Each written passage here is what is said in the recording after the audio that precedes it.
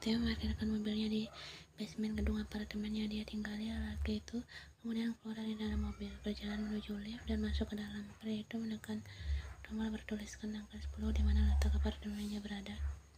Pintu lift terbuka, laki itu membuka kakinya melangkah menuju bilik apartemennya. Langkahnya berhenti ketika matanya sosok perempuan yang berdiri di depan pintu apartemennya. Theo berjalan depan mengakhiri wanita itu dan memeluknya dengan erat, tapi wanita itu mendorong dengan kuat dada Theo.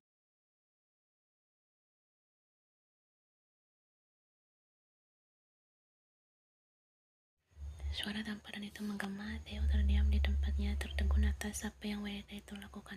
Kau sangat jahat, Kim Taeyong, wanita itu. Sejin memandang dia dengan mata berkaca-kaca. Kenapa kau sangat jahat?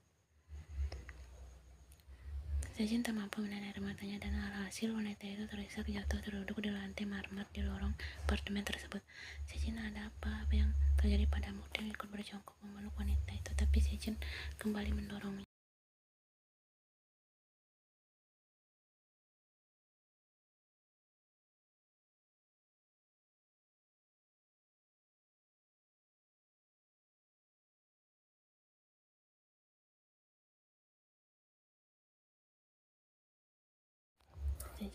Dia mengatakan jika kalian berdua dan kau mempercayainya. Ternyata yang memotong ucapan Sejin. Aku tak mungkin menikah dengannya. Hubungan kami hanya sebatas pengacara dan klien. Bukankah aku sudah mengatakannya berulang kali? Tolong percaya padaku, ucap Taeyong memegang pundak Sejin dengan erat. Sejin hanya diam, membuat Taeyong menghembuskan napasnya kasar, kemudian berdiri di posisinya. Berdiri, ucap lelaki itu dengan nada datar, membuat Sejin berhenti berdiri sesuai perintah lelaki itu. Masuklah ke dalam, aku akan segera kembali, ucap Taeyong. Kumohon Sejin, kumohon masuklah ke dalam dan tunggu aku. Serta lelaki itu kemudian pergi meninggalkan Sejin. Taeyong kembali turun ke basement dengan rahang mengarah lelaki itu masuk ke dalam mobilnya. Tangannya memegang kuat setir mobil, bahkan urat-urat tangannya terlihat jelas, dan menunjukkan mobil itu dengan penuh emosi. Wanita cantik yang mengenakan bedrock itu bersenandung riang sambil sekali menari ketika dia keluar dari kamar. Dia kemudian pergi keluar kamarnya masih dengan bersenandung bahwa tertawa tanpa sebab. Sekarang pasti wanita itu sedang menangis di dalam pelukan Taeyong, ucapnya tak bisa menahan tawa, bahkan sampai membuat perutnya sakit. Kim Taeyong, kau memang jahat, dasar, ajaknya, kemudian kembali tertawa terbahak-bahak.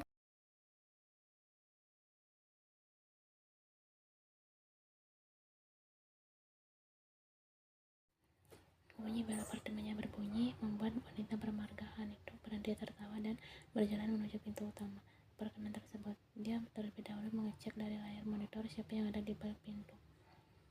Kim Tae-hyung, apa yang dia lakukan di sini? Kaget Ian. Segera dia membuka pintu apartemennya dan tersenyum menyambut lelaki itu. Ian memakai ketika tangannya dicekal dengan begitu kuat oleh lelaki bermarga Kim itu dan menyeretnya masuk.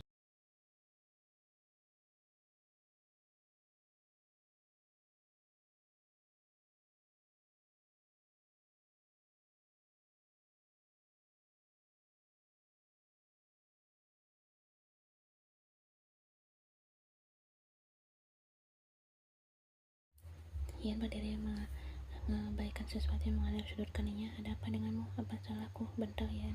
Wanita itu kemudian mengangguk mengerti. Wah, ternyata kekasihmu sudah melaporkannya padamu. Padahal aku hanya bercanda, tapi dia menganggapnya dengan serius. Ucap Ian sambil tertawa. Kau pikir itu lucu? Ian mengangguk. Ya, itu benar-benar lucu, dan juga kekasihmu terlalu bodoh karena percaya ucapanku. Celutuk Ian sambil tersenyum miring. Dia mengepalkan tangannya dengan kuat. Dia berjalan ke depan dan berhenti tepat di depan Ian. Kontrak kita tidak ada sangkut pautnya dengan hubunganku. Aku peringatkan untuk terakhir kalinya. Jika kau sekali lagi mengganggu izin dan mengatakan hal bodoh, padahal aku tidak akan segan-segan untuk menyakitimu lebih dari ini.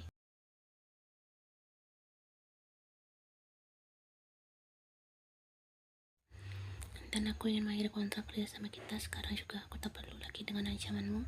Permisi. Taeyong kemudian berbalik dan melangkah keluar dari apartemen Ian.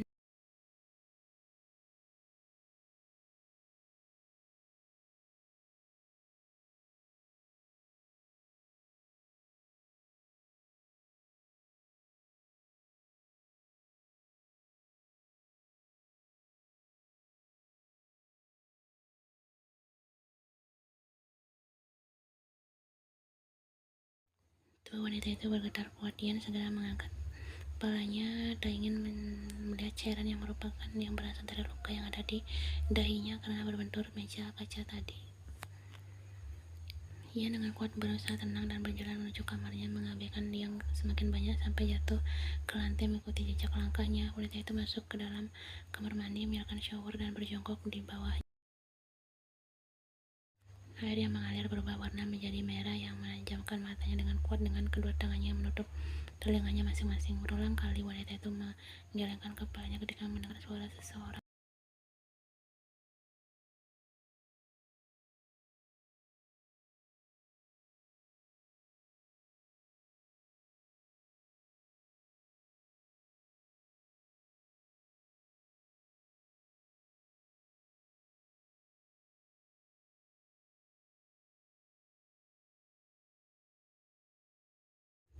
Pergi, tubuh Ian merosot jatuh teruduk di lantai. Wanita itu meringkuk ke sudut dinding marmer di dalam kamar mandinya. Kumohon berhenti, tolong, lirihnya. Apa? Tolong Ian. Kamar itu datang lagi. Taeyong kembali ke apartemennya. Sejak dari tadi menunggu lelaki itu berdiri. Ketika bunyi pintu apartemennya terbuka, dia berjalan menuju pintu apartemen tersebut dan menemukan Taeyong yang baru saja masuk.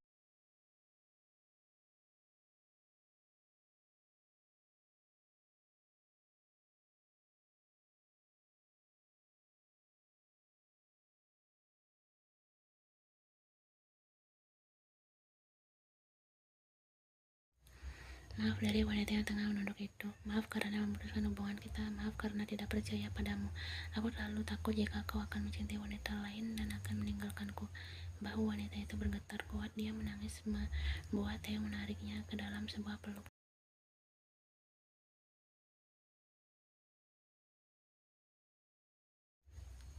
Maafkan aku, jangan tinggalkan aku. Sudahlah, aku yang harusnya minta maaf karena terlalu membiarkan wanita itu semakin berulah, salah Taeyong. Dan juga aku hanya mencintaimu, Sejin. Lanjutnya, dia mengeluarkan pelukannya. Dia mengusap lembut air mata yang membasahi pipi wanita itu. Kim Tae, aku mencintai.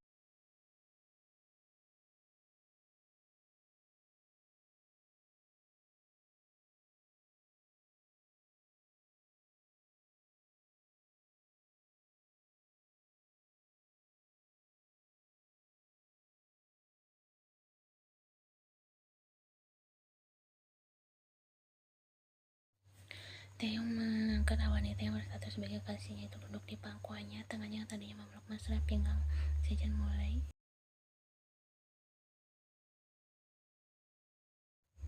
Sejin selam ketika tangan Taeyong.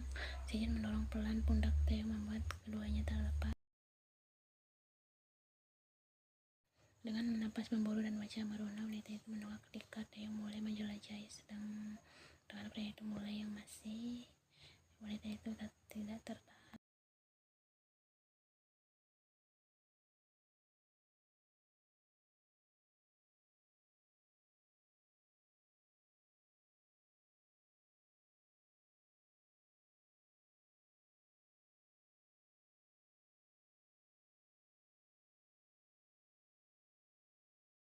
Bel apartemen yang berbunyi membuat keduanya saling berpandangan. Taeyong bangun mengusap yang basah lalu pergi ke pintu apartemen.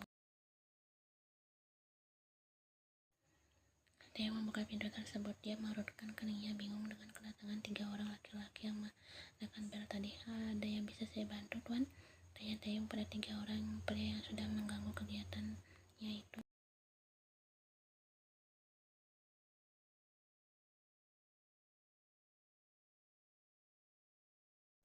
Salah satu pria memperlihatkan tanda pengenalnya di depan wajah Taeyong. Kami dari kepolisian, ucap pria itu. Kim Taeyong sih, Anda kami tahan atas penyerangan yang dialami oleh Direktur Hana Group. Aniansi Anda akan kami bawa ke kantor untuk dilakukan penyidikan, jelas polisi tersebut.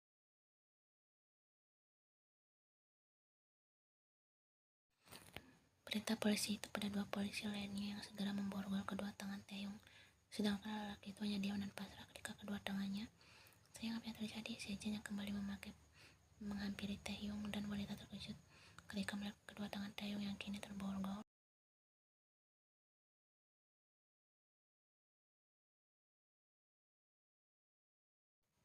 Apa Apa yang kalian lakukan? Kekasihku tidak pernah melakukan kesalahan apapun, bentak si Jin pada polisi itu dan menarik Taeyong berusaha melepaskan yang ada di tangan lelaki itu. Nona Anda bisa dihukum jika menghalangi penyidikan. Peringat polisi itu pada si Jin dan menepis tangan si Jin dari Taeyong.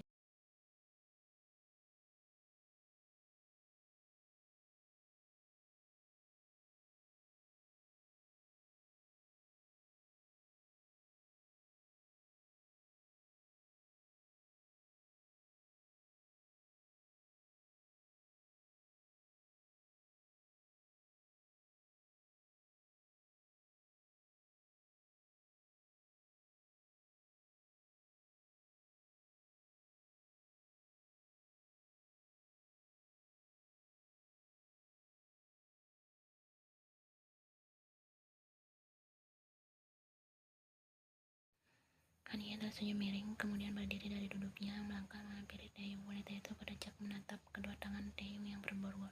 Bagaimana jika Tuan Kim tahu jika anaknya sekarang ada di kantor polisi? Wanita itu menatap Taeyong dengan sendu. Tuan Kim pasti akan sangat marah dan kecewa dengan putra kesayangannya ini. Lanjut Yan lagi. Kau pikir bisa membeli hukum dengan mudah seperti ini? Geram Taeyong.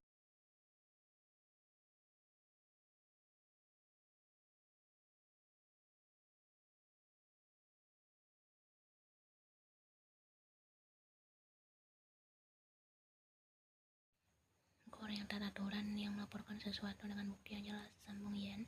Kami memiliki bukti berupa rekaman CCTV saat Anda mendorong Han Yanxi dan membuatnya mengalami diarea pelipisnya. Kami juga memiliki catatan di rumah sakit ucap seorang laki-laki yang asing di mata Taeyong.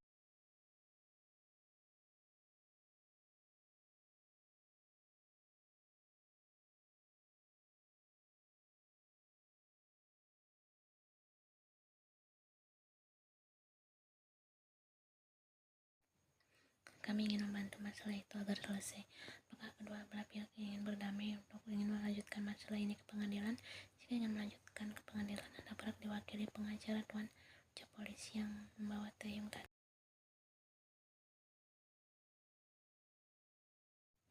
Tapi kami berharap dan alangkah baiknya masalah ini bisa diselesaikan secara kekeluargaan mengingat perjalanan ayah Anda Tuan, sambung polisi itu.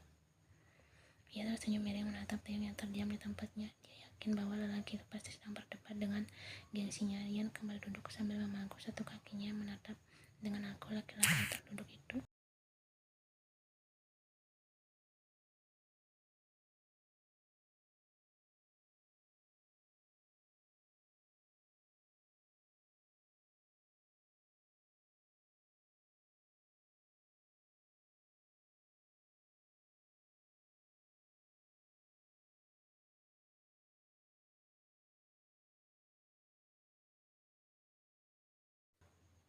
Sekarang kau mengerti bagaimana cara ku bermain, pengacara Kim. Taeyong bisik Yan kemudian pergi dari kantor polisi diikuti. Polisi segera melepas borgol yang ada di tangan Taeyong. Hukum di mata orang kaya memang seperti permainan sindir. Polisi junior yang melepas borgol di tangan Taeyong. Dia lalu pergi meninggalkan Taeyong yang masih diam di tempatnya. Dia menghela nafas panjang ketika merebahkan dirinya di atas sofa. Malam ini benar-benar menyenangkan dan tentu saja melelahkan. Yonggi yang duduk di sofa itu mengedarkan matanya memperhatikan suasana penthouse miliknya.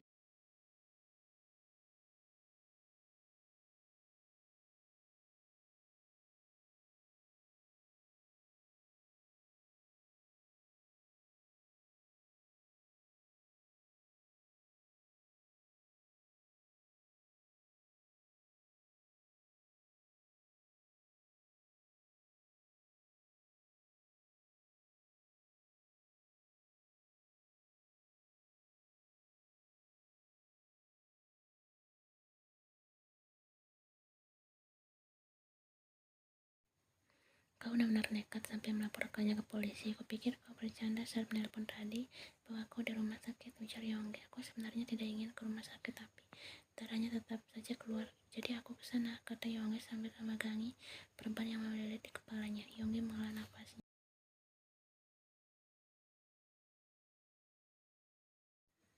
Kau harus berhati-hati ya, Kim Taeyong memiliki temperamen yang sangat buruk, lebih baik tidak usah melanjutkan kerja sama kalian itu, ujar Yonggi.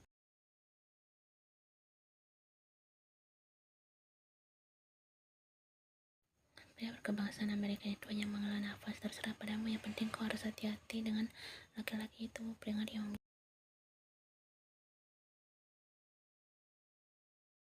Di tempat lain, Kim Tae-hyun kembali ke dalam apartemennya. Sejin yang dari tadi menunggu dengan khawatir berhambur ke pelukan lelaki itu. Kau tidak apa-apa kan? Semuanya sudah selesai kan? Tanyanya. Tae-hyun mengangguk mengusap air mata yang mengalir di pipi wanita itu. Dan alas, semua sudah selesai. Kita tidak perlu khawatir lagi. Ucap Tae-hyun sambil tersenyum berusaha menenangkan si.